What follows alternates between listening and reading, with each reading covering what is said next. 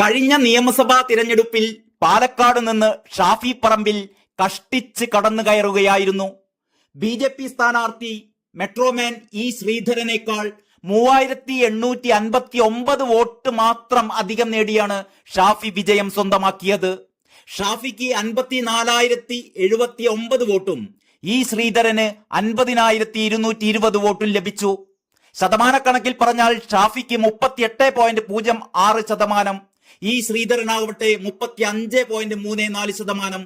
CPM-ന്റെ CP Pramod മൂന്നാം സ്ഥാനത്തായിരുന്നു, 36,433 വോട്ടുകൾ മാത്രം. ശതമാനക്കണക്കിൽ പറഞ്ഞാൽ 25.64%.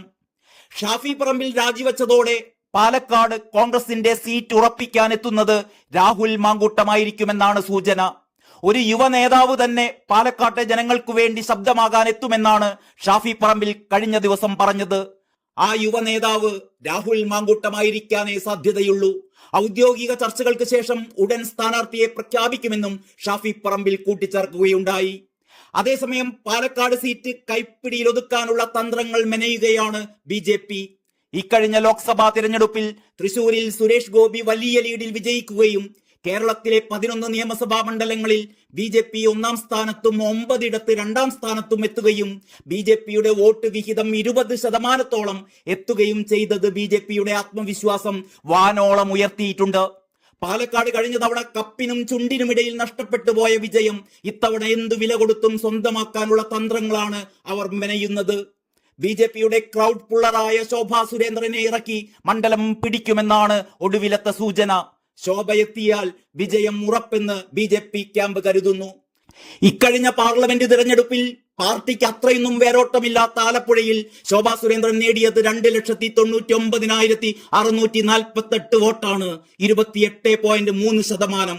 മൂന്നാം സ്ഥാനമേ ലഭിച്ചിട്ടുള്ളൂ എങ്കിലും കോൺഗ്രസിന്റെ ദേശീയ നേതാവും CPM-ന്റെ സിറ്റിംഗ് MP-യുമായിരുന്നു മറ്റു 2 സ്ഥാനാർത്ഥികൾ എന്നോർക്കണം.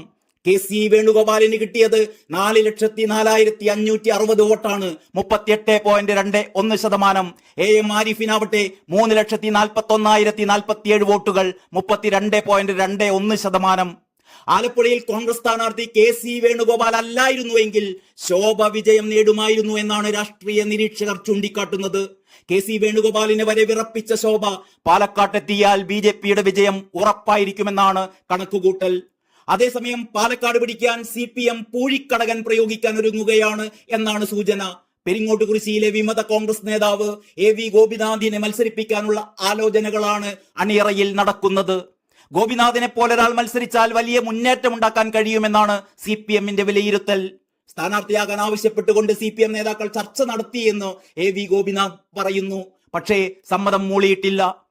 മണ്ഡലത്തിൽ മൂന്നാം സ്ഥാനത്തുള്ള CPM-ന് വിജയിക്കാൻ പറ്റില്ല എന്ന് തോന്നിയാൽ സാധാരണ പോലെ വോട്ട് മറിക്കുന്ന പരിപാടി ഇക്കുറി നടക്കുമോ എന്നുള്ളതാണ് മറ്റൊരു പ്രശ്നം. അങ്ങനെയെങ്കിൽ CPM വോട്ട് മറിക്കുക BJPക്ക് വേണ്ടിയോ അതോ കോൺഗ്രസിന് വേണ്ടിയോ? എന്തായാലും ചെകുത്താനും കടലിനും ഇടയിൽ അകപ്പെട്ടിരിക്കുകയാണ് CPM. ഒന്നുകിൽ കടലിൽ ചാടി ചാകണം, അല്ലെങ്കിൽ ചെകുത്താന്റെ വായിൽപ്പെട്ട് ചാകണം. ഇത് രണ്ടുമല്ലാത്തൊരു സാധ്യത CPM-നുണ്ടോ? കാത്തിരുന്ന് തന്നെ കാണാം. അത്രയേ ഇപ്പോൾ പറയുന്നുള്ളൂ.